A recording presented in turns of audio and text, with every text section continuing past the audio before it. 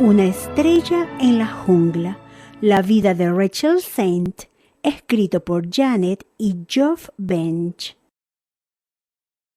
Aquel tocado con plumas llenó a Rachel de esperanza. Podía ser que Dios la hubiera enviado a los Shapra como preparación para su contacto con la tribu Auca. Hasta muy recientemente, los Shapras también habían sido asesinos sanguinarios, pero para entonces, tanto su jefe como muchos de los otros miembros de la tribu se habían ido abriendo progresivamente al Evangelio, y el ciclo interminable de matanzas comenzaba a cesar.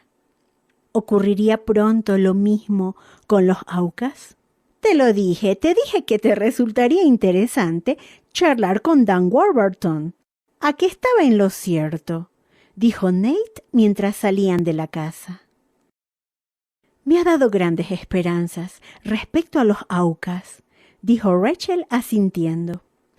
¿Así que sigues convencida de que el Señor te ha llamado a trabajar con ellos?, preguntó Nate. Más convencida que nunca, respondió Rachel. 2 días después, Rachel y Nate viajaron a la selva, a Shelmera, y ella aprovechó para conocer a Steve, su sobrinito de 6 meses.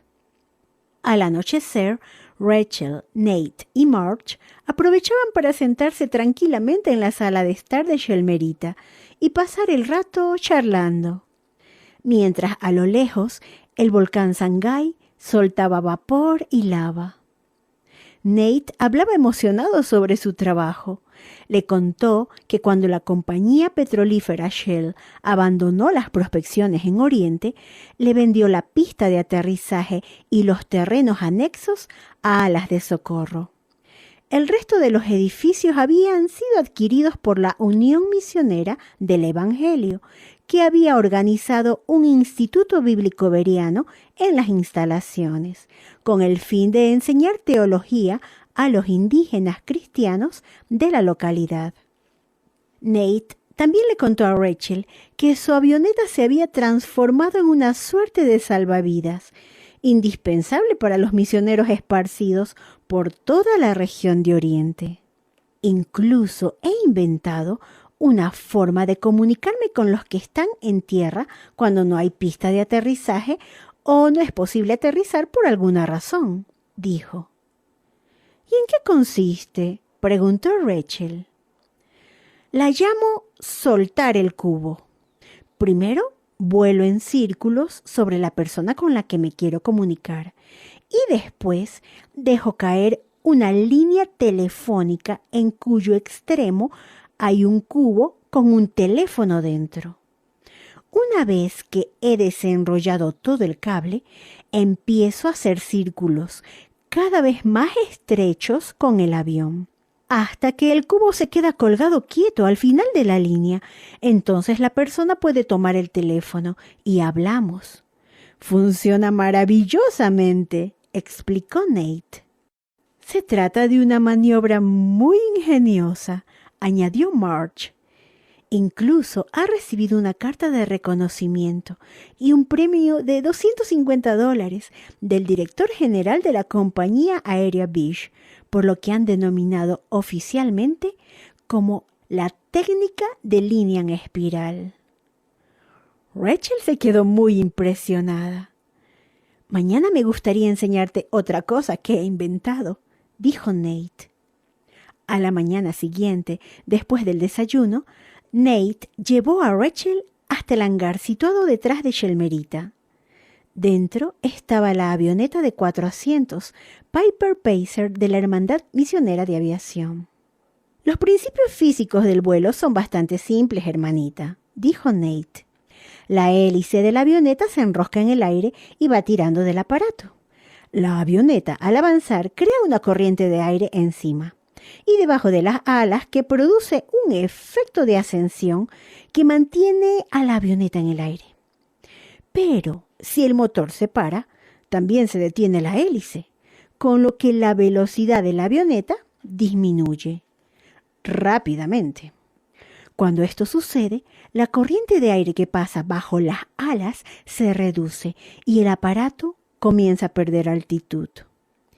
Si en este momento el piloto vuela sobre un campo abierto o una carretera, puede hacer planear la avioneta hasta lograr un aterrizaje de emergencia.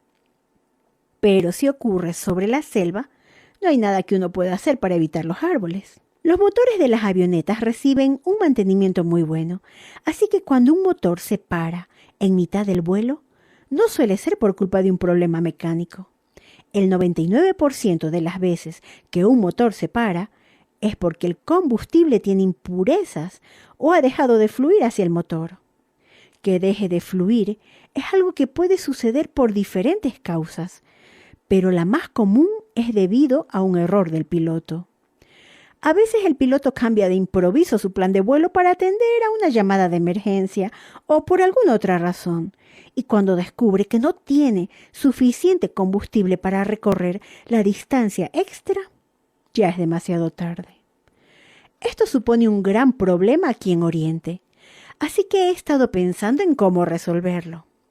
Con el tiempo he inventado este artefacto. Nate se aproximó al aparato y puso su mano sobre un dispositivo anexado a la estructura del ala. Lo llamo mi lata salvavidas. ¿Cómo funciona?, preguntó Rachel. Es bastante simple.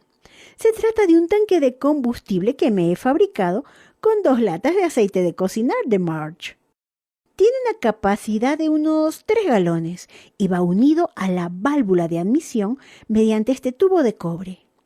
Si por alguna razón se me agota el combustible o el motor comienza a pedir más alimentación, solo tengo que tirar de una palanca en el panel de controles del interior de la cabina para que la válvula se abra y los 11 litros de combustible comiencen a fluir hacia el motor, devolviéndole la vida. Funciona a la perfección. No es mucho combustible, pero lo suficiente para mantenerte a salvo en la mayoría de los casos. He diseñado su cubierta con un pedazo de madera de balsa para hacer el tanque más aerodinámico, añadió Nate mientras deslizaba la palma de su mano sobre la cubierta pintada. En aquel momento, Rachel se acordó del abuelo Proctor y de lo impresionado que aquello lo habría dejado. Como inventor, se habría sentido orgulloso de la ingeniosidad de su nieto. Incluso he patentado el dispositivo, dijo Nate, y con él, conectado, puedo volar hasta el territorio Auca porque sé que puedo regresar con seguridad a una zona más amistosa. Quizá haya llegado el momento de que me acompañes y veas dónde está esa tribu entre la que te sientes llamada a vivir.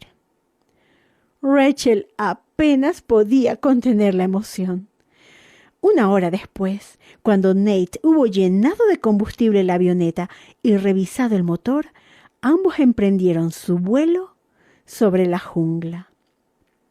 20 minutos después de despegar de la pista de Shelmera, Nate ladeó el avión hacia la derecha. «Lo que ves allá abajo es Arajuno», señaló. Rachel observó aquel pequeño grupo de edificios abandonados que se esparcían a sus pies. Durante los 2 años transcurridos desde que la compañía petrolífera Shell abandonara el lugar, la selva había ido reclamando lentamente el territorio. Una red de lianas estaba tragando las construcciones cada vez más deterioradas. Tras sobrevolar Arajuno en círculos, Nate niveló la avioneta y se dirigió hacia el este. «Hermanita, esa de allí abajo es tu gente. Estamos sobrevolando territorio Auca». Rachel sintió que un escalofrío recorría su cuerpo. Estaba en territorio Auca. Aquel era el lugar al que estaba segura de que Dios la dirigía. La frontera del territorio Auca viene determinada en gran medida por el curso del río Napo, dijo Nate señalando hacia el lado izquierdo de la avioneta. Este es el río Villano, añadió señalando esta vez a la derecha. El río Arajuno es el que tenemos debajo, y delante de nosotros está la frontera peruana. Rachel estudió con detenimiento el terreno. La selva era tan densa que resultaba imposible ver lo que había bajo las copas de los árboles. De vez en cuando se veían pequeños claros entre la vegetación, y Rachel vio que en algunos de ellos alguien había cultivado un huerto. Sin embargo, cuando llegó el momento de regresar y Nate hizo virar la avioneta para volver a Shelmera, Rachel aún no había logrado ver a ningún auca. A pesar de ello, se sentía feliz de haber podido ver el hogar de la tribu con sus propios ojos. Tras pasar un mes en Ecuador, Rachel se despidió de Nate, Marge y los niños y emprendió el viaje de regreso a Perú. Durante su estancia en la región ecuatoriana de Oriente, había intentado aprender todo lo que había podido sobre los aucas, pero tenía que admitir que no había sido mucho. Debido a su terrible reputación, el modo de vida de los aucas permanecía en gran medida envuelta en un halo de misterio. Ya de vuelta en Perú, Rachel se fue de nuevo a vivir entre los indios Chapras. Cuando vio llegar a Rachel, al jefe Tariri se le iluminaron los ojos y pronto reanudaron sus largas conversaciones justo donde las habían dejado. Poco después de su regreso a la tribu, otra de las misioneras, Loretta Anderson, partió de permiso. Mientras Loretta estaba fuera, Rachel se dedicó a ayudar a Doris a traducir porciones de las escrituras al dialecto de los Chapras. Aquella labor le resultaba muy gratificante y aún lo era más porque el jefe Tariri parecía estar cada vez más cerca de aceptar el Evangelio y convertirse al cristianismo. Rachel procuraba animar al jefe, aunque de vez en cuando se decepcionaba al verlo recaer en sus viejos hábitos. En esas ocasiones solía cuestionar su comportamiento. Le decía que Dios y su Hijo Jesucristo eran más poderosos que la vieja forma de hacer las cosas, más poderosos que la boa y que todos los animales y espíritus de la selva juntos. Cada vez que Rachel le hablaba así al jefe, éste la escuchaba atentamente, tomándose muy en serio lo que le decía. Aunque seguía trabajando entre los Chapras, los aucas nunca estaban muy lejos de su mente, y cuando finalmente Loretta regresó de su tiempo de permiso, Rachel decidió que había llegado el momento de arreglar las cosas para poder trabajar entre los indios aucas de Ecuador. Por supuesto, no tenía ni idea de si lo iba a conseguir, ya que ni Wycliffe, traductores de la Biblia, ni el SEAL tenían personal trabajando en Ecuador. Finalmente, cuando faltaba poco para el mes de abril de 1953, que era la fecha establecida para que Rachel pusiera fin a su misión entre los Chapras, Rachel anunció al jefe Tariri que en unos días tendría que irse.